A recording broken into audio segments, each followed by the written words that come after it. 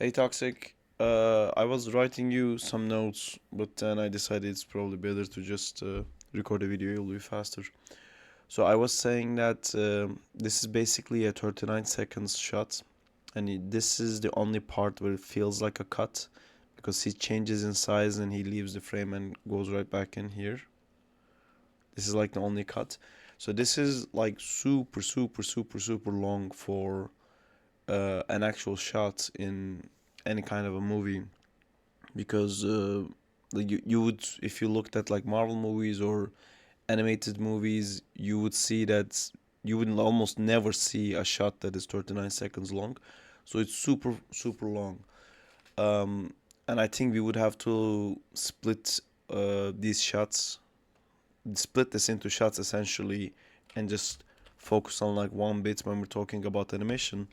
But it's also a block, so I can see like it's very choppy and there is no in between frames.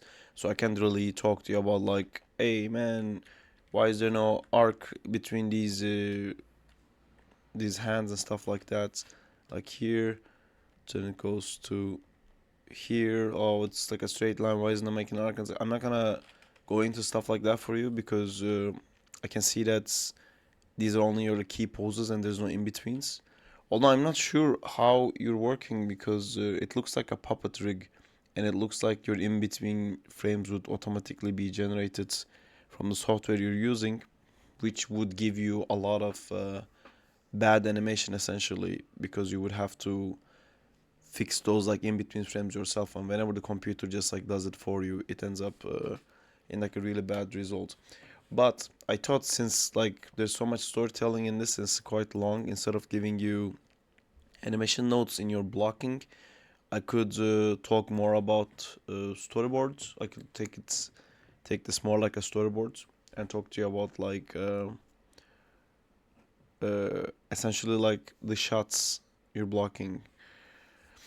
So this first shot, I don't know if you know, maybe you know this, but in every frame, if you put these lines, there will be these 4 points that the audience eye is automatically drawn to. I did it quite badly. Like it would be like this. Like your Spider-Man is quite close to it, but it's not exactly there. So normally, if you wanted to do a shot like this, you would like put Spider-Man here, like in this size or something, so the audience will immediately look at it. It would be better if like his head was occupying this space and like you could do something like this. But you know, you don't have to do this. What you did is also perfectly viable, because this whole thing about like storytelling in directing basically is your communication with the audience. You're telling them something. So if I look at this frame, I feel like what you're telling me is Spider-Man is running in the city. And the information I get from this is the pose you made for Spider-Man, which tells me Spider-Man is running, and then there's a city landscape in the background. And I go like, okay, you're telling me that this is a city and Spider-Man's running in the city. But you have all of this blank, empty space. So when I watch this, I quite like that Spider-Man's at the bottom just running. I think it creates like a cool effect. But as the audience, I feel like my eye is like automatically drawn to this side, where like I'm supposed to see something here and understand something here, and then also go like, oh, and also Spider-Man is here. Um, which we don't have that right now. But you put a silhouette in here which is quite cool. And I was thinking like if this silhouette was like bigger like this, maybe there's like a moon showing here, or I don't know, like clouds. And then if this was a screenplay, for example, if this was written to be storyboarded by a screenplay, says this would read like exterior New York City, and then you could add mood into this, like maybe it's raining, or like it's a dark night, and then you would make this moon and not the sun, and then like audience would look at this and there would be like one still image, I guess, and you would immediately get like, okay, it's New York, it's moody, it's uh it's dark, it's nighttime, like whatever. And then I would go like, oh, also Spider-Man is here. So you could kind of, it's a communication thing. It's basically how much you can tell to the audience when you're making storyboard. This just tells me Spider-Man's running, and I can kind of assume it's a city, and I feel like there's just way too much empty space in this. But what I do like in what you did, so Spider-Man starts. Oops. Oh, this thing hates to be fiddled. Okay. Um, so I really like that you were occupying this part of the frame, and then you start to move, you start to go forward, and with anything we animate, it's basically, I know there's this whole animation going on inside here, but if you think of it like a silhouette as the audience watching, it's basically there's something here, and then it's like there's something here, there's something here, there's something here, and then it moved. Now you're occupying this part of the space. You were here, and then you came here, and that's like immediately very pleasing to the eye. It's you're not only animating Spider-Man the character, you're also animating Spider-Man's position in the frame. So now like it's more pleasing for me to watch. So he goes here, he jumps, he keeps running, jumps again, and now the camera cuts even closer to him, which is like cool. So this again in the storyboarding language would be like city, New York, Spider-Man running, and now focus on Spider-Man. Stop thinking about the New York City. I'm gonna tell you something about Spider-Man. And that would be like the reason where you zoomed into him. You're basically telling the audience like focus on this guy. And again, if we did these lines, I mean, I'm doing it very badly. It's not completely off, but it would be a lot better if Spider-Man's head was a little bit higher here, or if you wanted to put him more lower than, again, all of this is because if this is his body and this is his head, you're again gonna end up with like so much empty space here, and then you would have to put another information here. I mean, you don't have to, but it would be nice to use the tools you have. But this is almost oops, fuck, sorry. This is almost at the right idea. I just, it feels a bit weird, this amount of empty space. So I would just like take your Spider-Man and move it like slightly up to basically to get his eye where this place is, essentially. So then again, all right. So we're watching it again. Spider-Man running, New York City. Look at Spider-Man now. Focus on Spider-Man. I'm gonna tell you something about Spider-Man. Boom! It's dark. This is super. This transition is super cool. Like maybe if there was music in this, you're basically telling me like Spider-Man's life was good. It was just another day in lovely New York City, and everything was going great. And maybe you can do something, this animation like he's happy or something, and then boom, now things are dire, now things are dark, now there's fucking rain going on, and so like you're communicating some cool ideas. Again, it's just I feel like there's too much empty space. You could put stuff in there without distracting too much. Like if you also put like another Spider-Man here, another Spider-Man, and there's like something turning here, and there's like a constant sound passing by, and it would be very confusing. You still wanna make sure that the audience is like looking at this guy, but I think you can use this empty space to communicate something. I don't know. You could put something just to add into the moon. I feel like if there was just like half a moon here, and then like a cloud like moving very slowly or something, it would add to this feeling that things were good. Now it's fucking shit. Feeling, if that's what you wanted to talk about. Another thing is, see how I was talking about, like it's very nice that Spider-Man is actually moving in frame. So like you're animating his positioning, not just animating his poses. And here it kind of gets stuck. So in storyboarding, again, your character's position in the frame is also telling a story. So he just is so close to the edge of the frame, but the camera is not adjusting or reacting to him at all. So what I would do is basically the think of the camera. So if this is Spider-Man, imagine this is the camera, right? And right now the camera is looking here, and this is your frame. That's why if you look at your actual frame, this would be the center, and Spider-Man's a little bit off here. So that's your Spider-Man here in the frame. This generally happens if the object you're trying to frame is moving too fast. Imagine there's an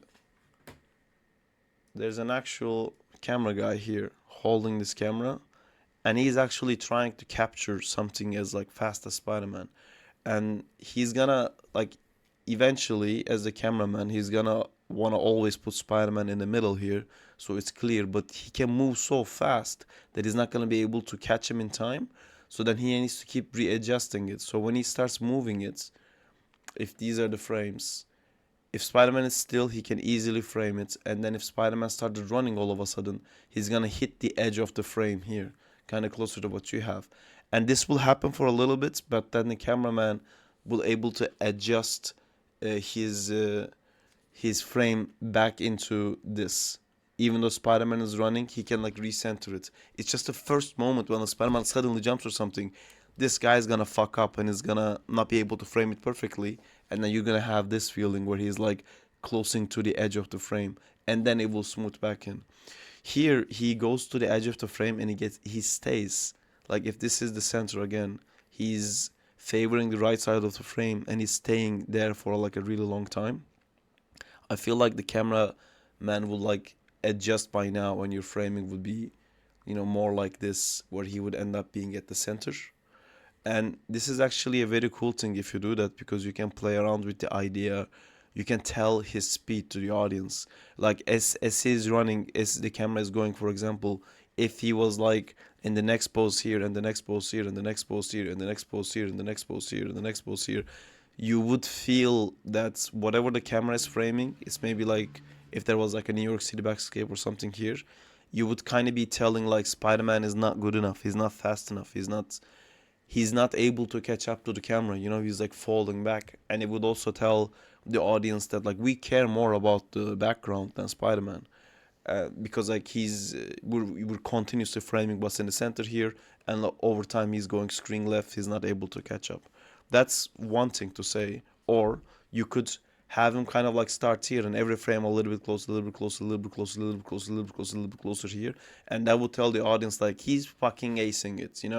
You guys are looking at this thing and Spider-Man's so fast, he's like succeeding, succeeding, succeeding, succeeding, succeeding, succeeding, and he's like going all the way at the edge of the frame.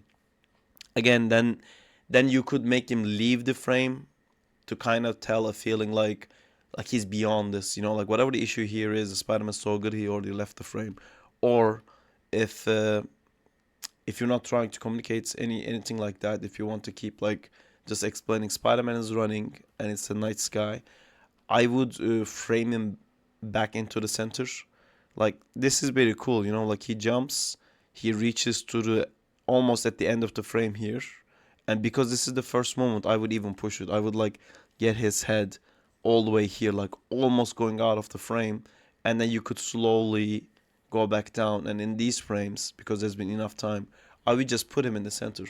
If your goal is to talk about like Spider-Man and he's running, I would just pull him back into the center. And here, when he does this jump, right? When he jumps, he's gonna slow down. And then I would put him all the way to the end of the frame here. So before, where's that drawing I made? Well, I can redraw it. See how I was saying that keep Spider-Man in the frame here while he's running? Because like he is maintaining like normal speed. When he does this jump, he will slow down, so the camera will keep going. Again, imagine like the camera guy here is like constantly trying to frame Spider-Man. He's constantly moving this way, and if Spider-Man suddenly slowed down, he's gonna fuck up. He's not gonna be able to adjust in time, which is gonna make it so that this Spider-Man in this frame is gonna end up being here because the cameraman needs some time to readjust to changes in the scene. So he was here in the center. When he jumps, he will be end up going all the way to the edge of the frame here. I'm doing your same pose. And then he pulls, right? And the pulling is like such a strong motion. And you're kind of describing how strong this is by like he is now faster than the frame. He's now faster than the cameraman. He's faster than the environment he just left. So this would be very cool, essentially, if if you did if you put him in the frame in the beginning. When he jumps, he goes to the left, and when he speeds up, you can go like every frame, boom, boom, boom, boom, and he's off the frame. To be able to, you could draw using Spider-Man's heads.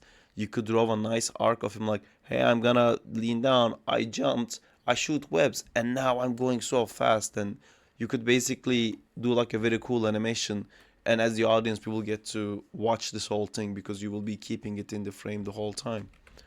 And yeah, so because right now he's just like always here, and then from here he basically goes here, which is this is the amount of contrast he made. But to sell like how strong that yank was, you can make it so this is the amount of contrast he makes, you know? Put him here first and then like make him go all the way here. Anyway, moving on. Leaves the frame and then enters. So that's another thing. When you're doing these cuts, see, you're updating the background here, which tells me, okay, this is a different shot. It's not the continuation of the same shot. Your camera angle changed. Maybe we're closer, maybe we're in a different part of the city. There's been a change. But this is a bit jarring because while I'm looking at this frame, my eye is left here. Like you did whatever you did, and imagine like if this is your frame, the audience's eye is attention is something you basically animate. If you pull the Spider-Man here, the audience is gonna start looking here, and if you move them here, the audience is gonna like follow it and start looking here. Basically, in this frame, you have my attention here. I'm looking here. I'm really focused here. You cut. The background changes and being I'm still looking here. I'm really focused on this because this is the last time I saw an action. I'm looking here, and then bam, then something happened here, and this is quite jarring. And you could find you would need to basically find a way to take my attention from here and bring it here, and then you make the Spider-Man enter on the frame rate. And how you could do it is you could make like a camera movements. You could make me look at this thing maybe, and then actually move the camera so this thing was here, and then you move the camera like this, and it ends up being on the left side of the frame. Basically, or you could like make one of these webs that he goes like snip off and like go like, oh, look at this web falling off, and then you cut, and then bam, here. Basically, you need to get my attention here before he goes into frame. Otherwise, it will be jarring, and this is like the maximum distance you can get basically from this side of the frame to this side of the frame. So you will kind of whatever the first animations you're doing, you will lose it because people don't watch these things like we do, and they're just gonna fucking play it once and then click to another video, and they will miss like whatever cool poses and cool animations you do here, and then I kind of go back and rewatch it. So then we have in the frame. So same thing happens here again. Again, this is appealing to me. Let's say you did get my attention here. This is appealing to me because he enters from the screen left, he goes to the center, he jumps. I can feel his jump because he's actually moving in frame. He's not like always staying here. He was here, then he came here, and then his jump is strong enough. Now he's here. But again, there's so much space left here, and he's not moving. Now he's like stuck here for so long. And it's like, come on, Spider-Man. Like, either the Spider-Man needs to keep moving, or the cameraman needs to readjust to the second he slows in, the cameraman should be able to put him back into the center of the frame. And I feel like you're spending too much time in this part of the frame. Again, if you do this thing, you know, this is the center of your frame, and then you have these lines essentially. So these are the points, let's say the 5 points. I'll do it in reds. Where people are like most drawn to. The cameraman will naturally always try to put it smack in the middle of the center, but more he fails to achieve that due to the speed of the character, more appealing it would be. Right now you're kind of like, I guess you're here, yeah. You're on this one, which is good, but I feel like you're spending too much time. Like this is getting my attention. I'm not looking at anything else because of the placement of it, but it's spending too much time there. Like even these animations, if you look at where his head is here, and then moving here, and then moving here, it's oh man, it's, I wish I could like jump from frames, but basically all your frames are like here, here, here, here, and you're not using any of this space. I would try to again, and that's where the cameraman goes in, right? Because Spider-Man shouldn't be thinking like, oh, let me use most of the frame. No, he's gonna save someone, rescue someone. He's swinging. He doesn't care about any of this shit I'm talking about. It's the cameraman.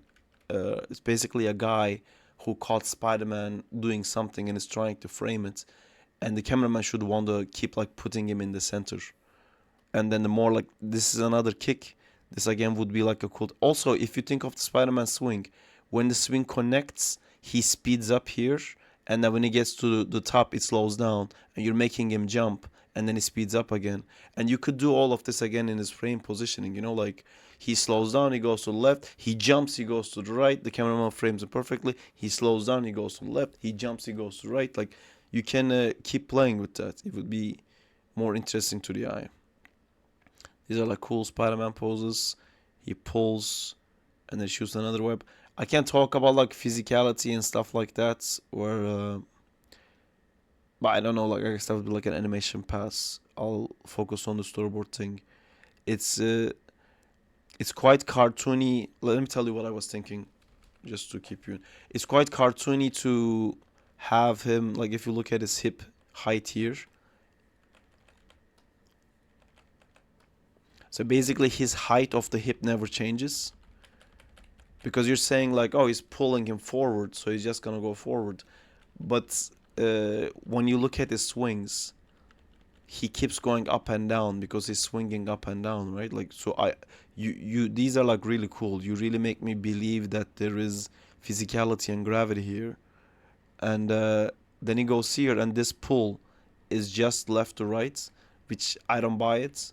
I know it's like a cool anime thing to go like basically do an air dash locked into height, but the previous animations was making me think like he would still kind of be falling when he's pulling, and then when he manages to pull it perfectly, maybe he would go a bit higher.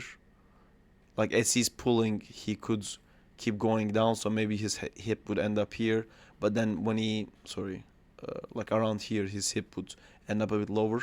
So when he manages to pull it fully, then you will like start making him go higher and higher and higher. Let's see what else he does. This is very cool. You could also, I mean, I'm sure, I think I've seen some of your other animations, you had some stuff like this. So right now you have a background, and then you have a Spider-Man, let's say the middle ground. And then this thing comes in, and because this is on top of Spider-Man, this is your first foreground object. But if you looked at it from the top, basically to these layers, if you're like a bird eye view, this is your image for the backgrounds. This is your Spider-Man, and this foreground layer you put is like literally right in front of him. It would be cool if you could put some stuff here. So if there was like a building here that like would pass so fast because camera is too close to it, or like a tree in one of the frames. I think you did it here. So this is a foreground object that like is so close to the camera that covers him. It's very cool, but it's blocking the full frame. You could have like some like smaller ones. Oops.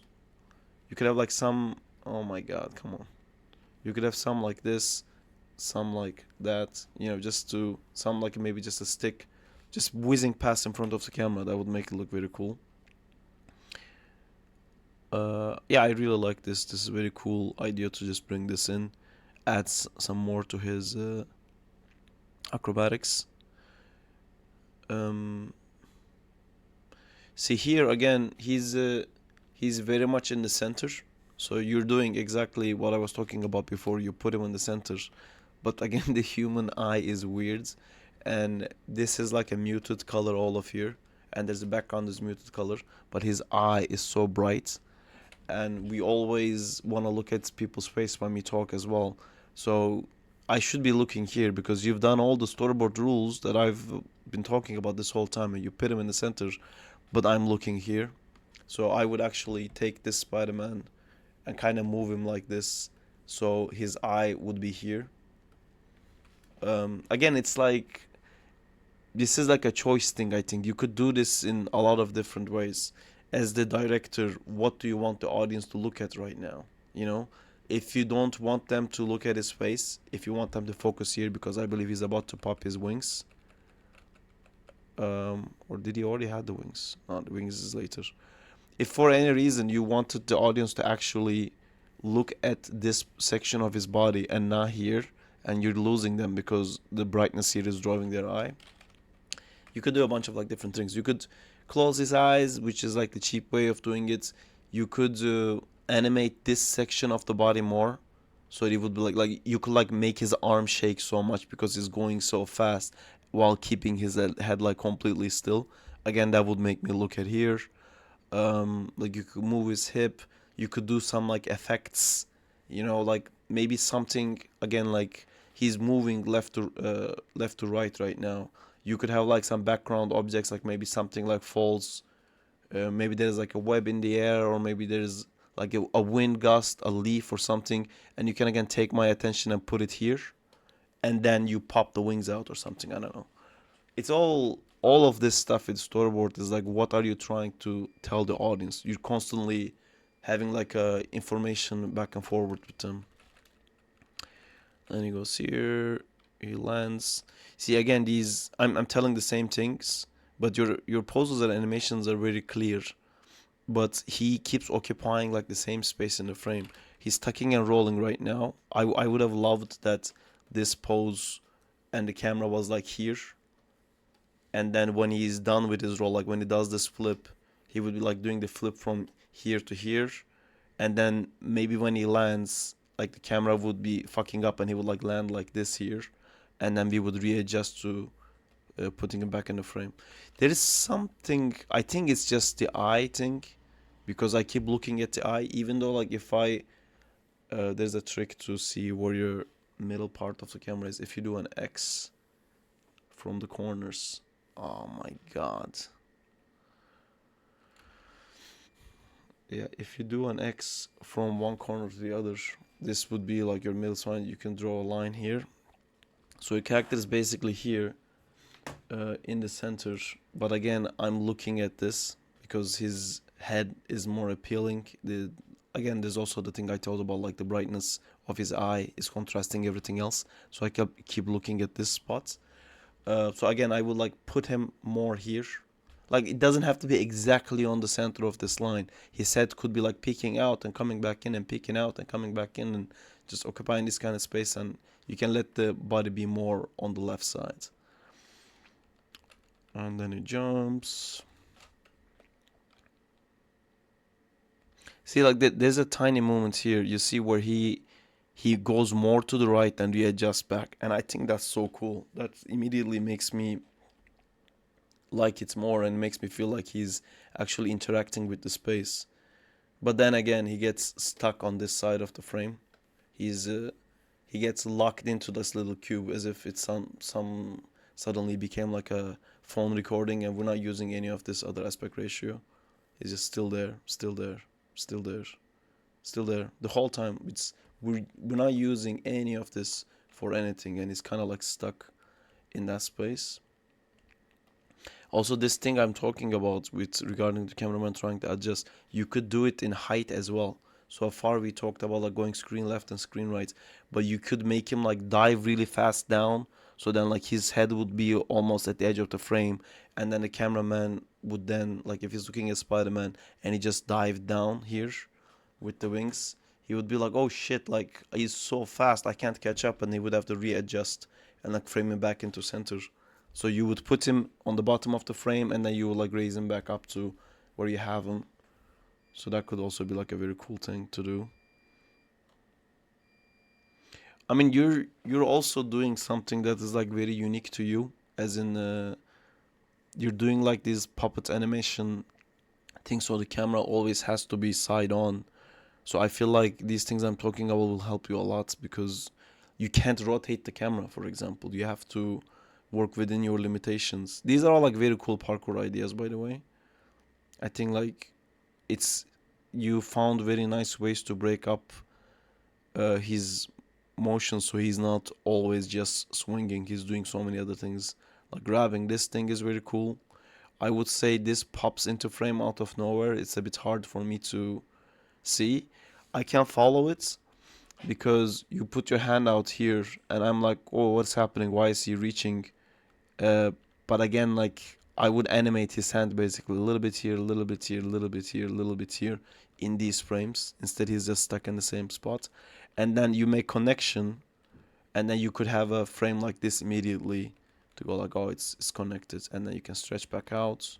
I mean, with these swings that Spider-Man's doing with his body, I can get into a lot of detail in animation regarding like how his poses should be to sell the maximum amount of weight. Um, but I won't get into that. It's quite like these frames. There isn't a lot of in betweens. No, this is super cool. I like the smear frames you did. You didn't think I saw it. I saw it. It's very cool. See, your cameraman is doing that thing I'm talking about here. Spider-Man moves so fast up that the camera has to tilt up, but he's matching him exactly. Um, where I would put some human error into this. So right now he's on this panel, right? Like he's going up, and here we adjusted so perfectly to make sure that his knee is still in the frame. And I think if a human was recording this and suddenly Spider-Man made a flip like this, he would fuck up, and you would end up having a wait. You would come on. There you go. So I think you would end up having a frame like this and keeping whatever this thing is, the thing is holding. I would keep that in frame, like whatever that is. If it was here, let's say it was here, and the next frame I would still keep it there, and then we would be like, where did Spider-Man go? He's so fast. He went out the edge of the frame, and then slowly the cameraman would adjust and adjust and adjust and adjust to get him back into the frame. So here another thing that happens is a big problem with storyboards. Here before he jumps, so we're looking at the center here now.